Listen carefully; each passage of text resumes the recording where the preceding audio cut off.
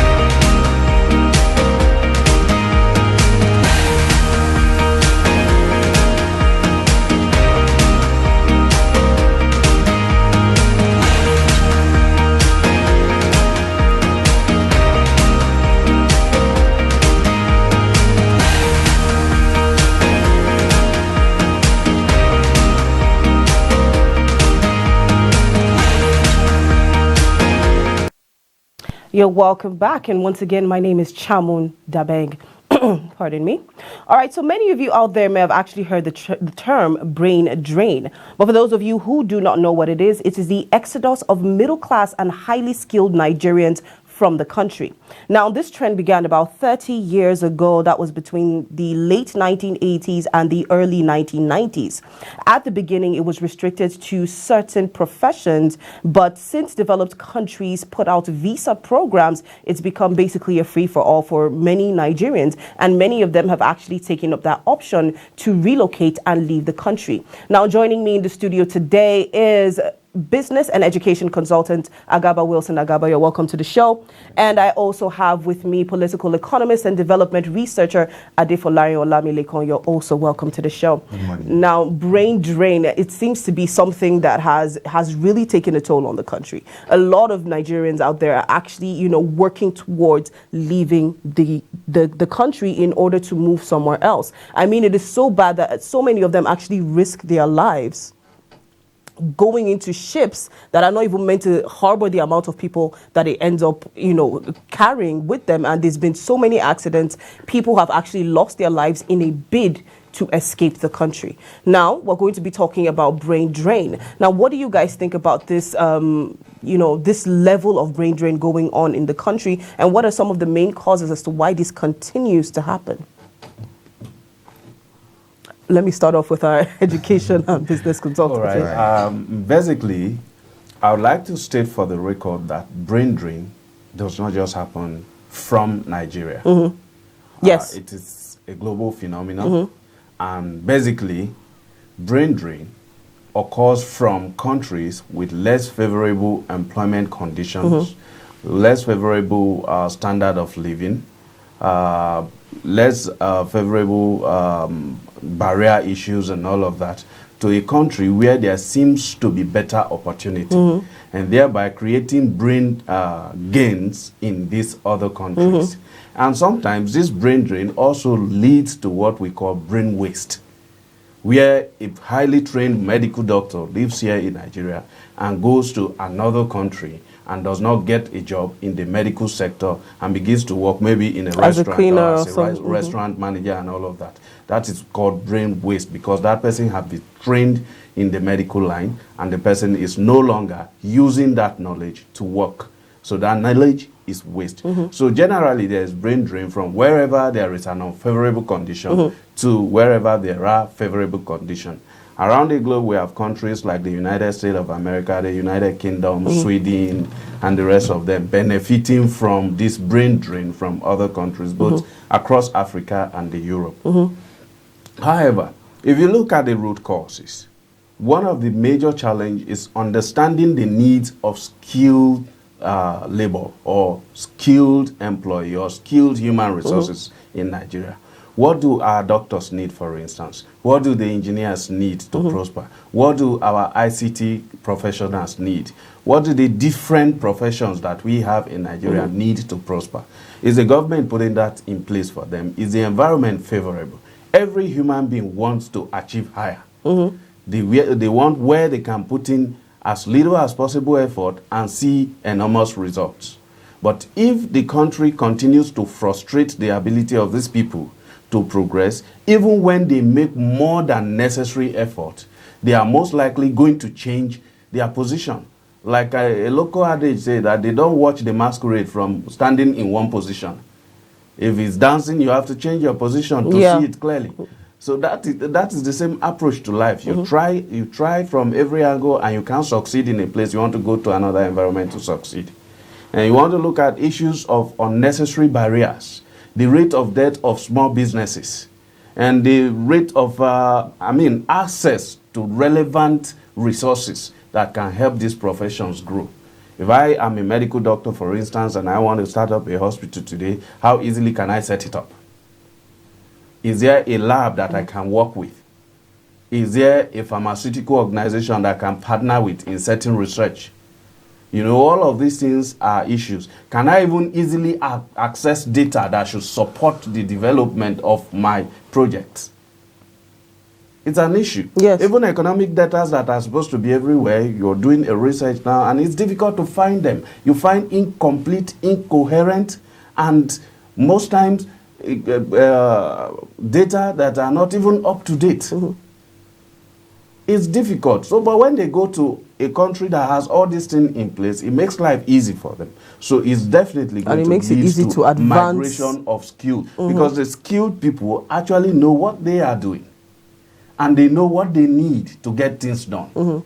So this necessarily will make them to gravitate towards where they can have what they need to do what they want.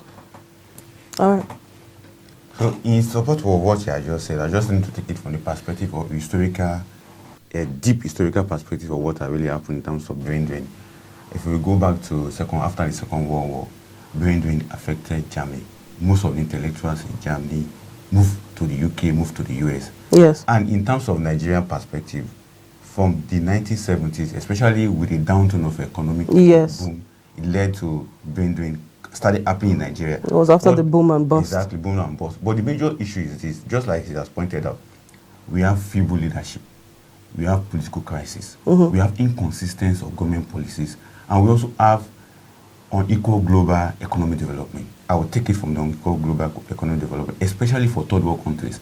The economy is not giving them the best or what would make them have better welfare for their people. Even though we may complain that we have feeble leadership, we have poor political leadership that doesn't have that policy to bring about development of the country, we should also understand that globally, the economy is not equal. Those developing countries have a way of generating more policies that help them to strengthen the economy, at the end of the day, be a disadvantage to developing countries like Africa.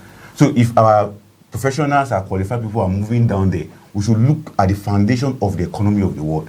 How is it the lopsidedness of it? How come third world countries doesn't have that say an international fora to implement, to develop policy that will help the economy to develop? Up to date, World Trade Organization, in terms of trade terms, in terms of trade agreements, third world countries are still falling apart. In terms of bringing up policy globally that will enhance the economy, it's still a fallout for them. So all these affect them from the global realm down to the local and to the national, to the regional.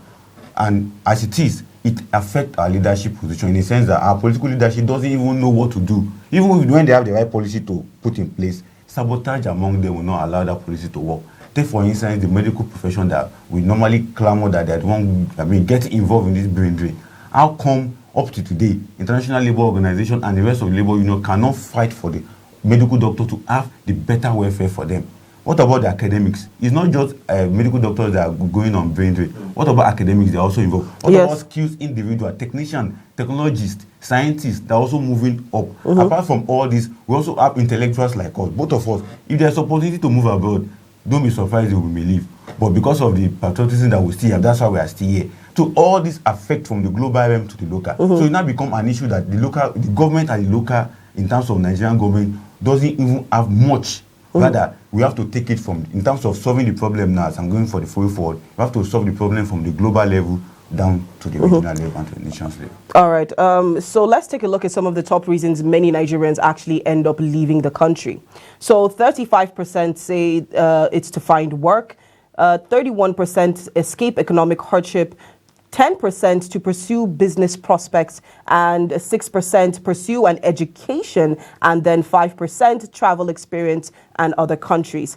Now, you brought up the medical sector itself. Now, let's take a look at some of the figures there. Now, it's actually very, should I use the word abysmal? Is that too harsh to actually use in this situation? Because I was looking at the numbers, and it's really out there. So in Nigeria, it actually costs about 21,000 to 59,000 to actually train a medical student. So there are about 6 different African countries that lose about $2 billion every single year due to brain drain. Now, I know that we were talking about it from a global perspective, but then this is where we are. And, this is a situation that we are living in. So there is a need to bring it down and focus here. Now, even taking a look at the budget allocation for the health sector itself. Now, WHO had actually said that it's supposed to be 15% allocated. But as it stands, Nigeria is at 7.8 or thereabouts that has been allocated to the budget. So do you see a situation where this brain drain actually gets better at any time? Because even when the 15% issue came up, it was more of, this is actually a very tall glass of water for us to drink. And, it's going to be a little hard to get to that point. So do you see that in any time soon? Okay. First of all, I would like to talk briefly on the 15% budget allocation to the health sector.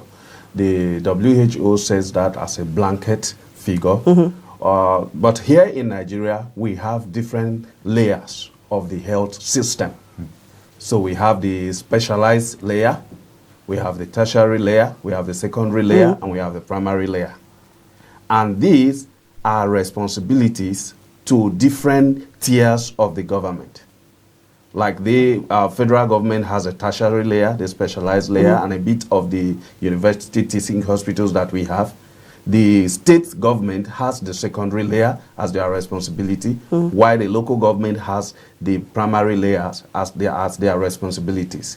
Now, if you also look at how our money is being distributed, apart from what the federal government expends on health sector, the federal government also distribute allocations to the state government and the local government, who also have budgets that include health at their different level. So for us to know whether we're actually assigning or allocating 7.5%, we should figure out what each of these states and the local government are investing in health and add it as a percentage of our total national budget at the end of each year. So that's it. But I am not saying that we are doing very well. All right. Now, like he said, the global economic system is skewed against Africa and a lot of the underdeveloped countries. But again, it's not as if we can't do much. First of all, we need to understand that there is a challenge, a fundamental challenge that puts us in the disadvantage. And we need to now ask the question, how can we walk up from this disadvantaged position? And then there has to be a sincere, conscious, purposive, and aggressive governance towards that. Now, why do people leave? A lot of us want to contribute to the economy. In fact, I once told an aide to the Minister of Education on the program, on one of a radio program that I was on on phone. I once told him that there are a lot of us who are willing to work with the government for free just to see that things get better. Until the government gets to the point where you can get the best of your brains to willingly come in and do something to help the system, we won't go anywhere. If we keep everything political as it is now, you are the one that was around when we were doing elections, so whether you know it or not, get into the office, do whatever you need. Some of us will package things and give to them. And then because they don't understand it, they just use it to do the charade and then they dump it. So if we don't start from that basic level, can we have people who understand how the health system runs to come in and even work for free? Let's say we don't have money, but are you willing to help your country grow? These people are there that will come and say, okay, I have experience in this diaspora. Area. Yes, I have experience in this area. I'm willing to give XYZ amount of time. Let's get this thing done so that it gets better. The reason you see brain drain mostly is not because of all these things you're seeing. If you probe further, you will see that the reason is that these people have something to offer, but the system makes them redundant. So they are basically going to where they can apply themselves. You don't want to come and live in this life for 80 years, for 100 years, and you cannot look back and say, this is what I was able to, contribute to the world. People don't want that. That's why they move away. Everybody in the society where you have a functional government, where you have a functional societal system, everybody has a role to play. If you go to the US, if you go to UK and most of the developed countries, why do you have a lot of things turned into sports? Wrestling, something, they have something called America's Got Talent. Everybody comes to show what they can do that others cannot do. It may not seem like it is adding value, but it's adding entertainment value, and it's generating economic value. And their mind is engaged on getting better at something, not crime. To that extent, they want crowd to be able to gather. So they will never cause problem that will stop the crowd from gathering, because the crowd is their stock in trade. Where somebody has a stake, the person is more likely to want to protect it. But we have made our population to not have stake in the society. So we need, I was talking to somebody the other time and I say, what we need to do at the top level of Nigeria is to sit down. That if I were the president today, or if I won the ticket of, if I was elected president today, the first thing I would do is to seek for all those who I think they have serious stake in this country. And I'll put them together and say, look, this is where we were before, this is where we are now. This is where we are going to go if we don't do something. Can we please come together in the interest of our children and our children's children to decide that from this day forward, we will build a better Nigeria for them? And let's see, what's your interest? What do you want? What do you want? Can we harmonize it so that we now have a national interest that benefits all, instead of personal interest that benefit few and destroy the entire society? It is going to have to start from leadership. And the International Labour Organization cannot help us unless we take the first step, unless they see us doing things. Because no matter what they do, unless we domesticate it, it's not going to take us anywhere. True. So these issues are there, but we need to identify them just like we're talking about it. We need to be serious about solving them. We need to take serious and purposive steps, and then other organizations can look at it, other country and world power can look at it and say, okay, it's time to help these people come up. And then we can begin to talk about it from there. So unless this begins to happen, I don't see any change in sight. A lot of people are moving. A close friend of mine just moved recently. I didn't even know. I just saw that we were in a WhatsApp group and then his number changed to a UK number. He has moved. He's a fine brain. And he has done well. He was in the banking sector. He has done well in product development. He has done well in a lot of things. He's somebody that I look up to when I want to talk about issues of the financial system and banking product development and all of that. But he has left. He is not coming back. And that is going to continue to happen. I don't intend to pursue living. But if push comes if to a shove, push comes, I will live. Because I would not like to live through this life and die without making any significant contribution to the world. All right, so there's actually a research by Pew, that's P-E-W, that actually says, they went out and they interviewed different people from different countries, and they talked about people who want to move to another country.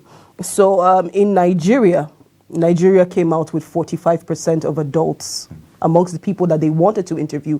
45% of adults who said that they had plans to move in the next 5 years. This was followed by Tunisia and Kenya with 24 and 19% respectively.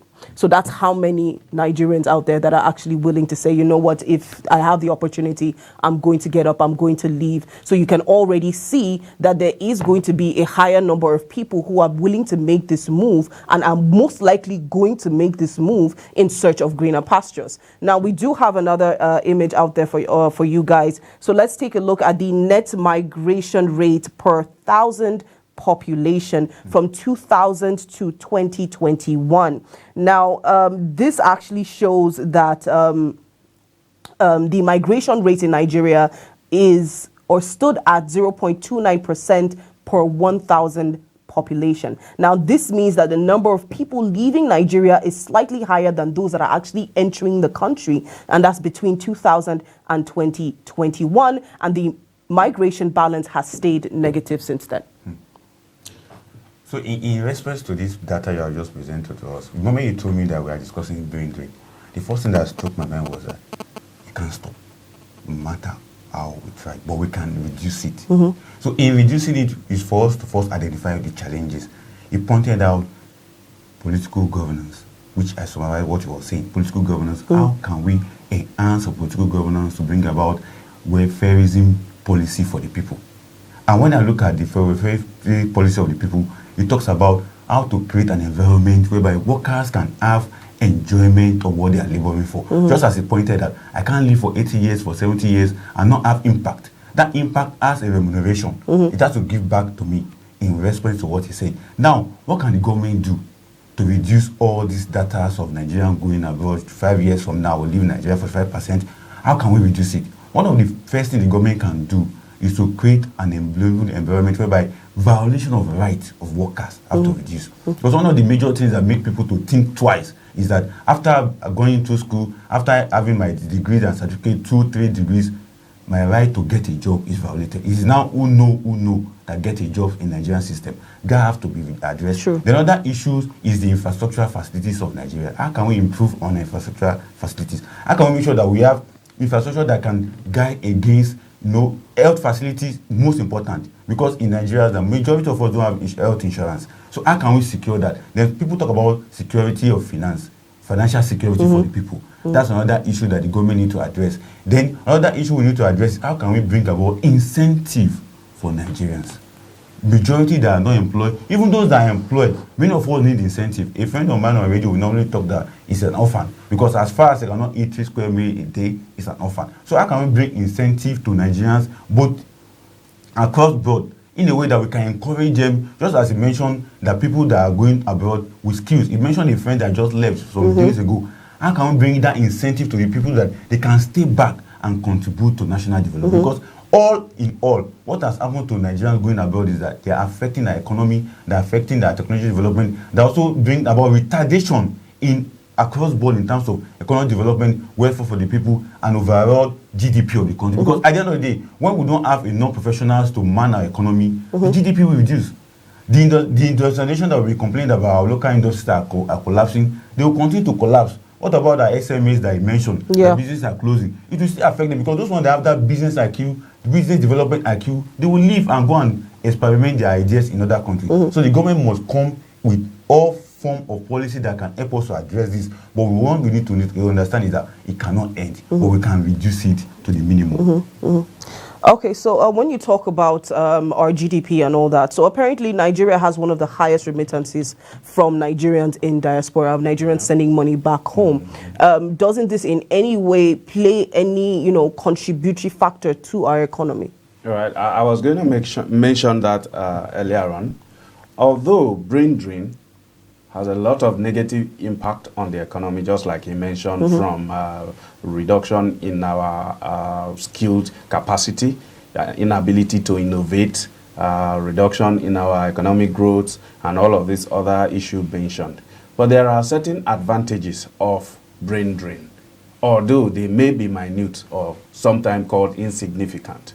When you have your skilled labor moving out of your country, of course, it results in higher remittance, because they have their relative here and they still want, especially from third world country and developing economies like ours, they still want to cater for their people who are back in the village. They want to build houses there and all of those things. So they keep sending. Some of them even want to set up businesses here. And then another thing is that they go there, they acquire better skill, or they get better at what they have learned from here, or they acquire other kinds of skill that may not necessarily be better, but it complements what they have learned from here. They also still have the desire to bring it back home, either by proxy or by coming in themselves. So these are advantages that we can gain from it. Some of them bring in new technology that they go to see there, they bring it back into the country. But So there's it will also help the question innovation. of opportunity on that. So, Exactly. some of them come with all of these skills, but then look at something like the tech industry itself. Yes, I yes. mean, if you don't really know what to do with a particular set of skills, then how do you utilize it? You see, that's the problem. That's what I'm talking about, that we need to create a system that throws up the best of us to become heads of governments. We need to create a system that throws up individuals with problem-solving and analytical mindset to be leaders. People who have foresight, who will be able to look left, right, front, behind, 360 before making a decision to say, what will be the impact of my decision on today, on tomorrow, on 10 years, on 50 years. We need to bring those people to power. But the system we have right now throws up a lot of the people we have there are not nationalistic in nature. They are not people who are critical thinkers. What they think is politics of now. No national interest. And we keep saying politics is dirty. Politics is dirty. So the brilliant ones, the intelligent ones keep running away from it. So something has to interrupt that cycle so that we now begin to have people who actually think critically. And once you do that, there's one thing you can create today, thousands of jobs will just appear. We have issues of transportation in Abuja today. You can just fix transportation and you see the number of jobs that will just come up in Abuja in transportation alone. All right. Unfortunately, we don't have enough time and I'm being told to round up. But yes, we have come to the end of our show for today. But let me just throw this out. We've actually lost a lot of skilled people to brain drain. Now, we've lost people in the tech industry. We've lost people in the health sector. We've lost people in the education sector. And all of these things are very important to the Nigerian economy. As a matter of fact, every single industry, every single aspect or every single profession that we have lost to brain drain takes a toll on us. No matter how big or no matter how small the profession is, it's still something that can be grown and developed and utilized by the country. So there is a need to fix these problems so that we can retain our skilled individuals and end up with brain gain rather than brain drain. All right, so we've come to the end of our show for today. Let me thank my guests in the studio. Thank you so much, Mr. Wilson, and thank you so much, Mr. Adefolari, for being a part of the show. And to all our viewers out there, thank you so much for watching. Do remember to follow us on all our social media platforms. Just look us up at Trust TV News. You find us on YouTube, Instagram, and Facebook. Well, once again, my name is Chamun Dabeng. Come back again for more Business Daily. Let's talk numbers.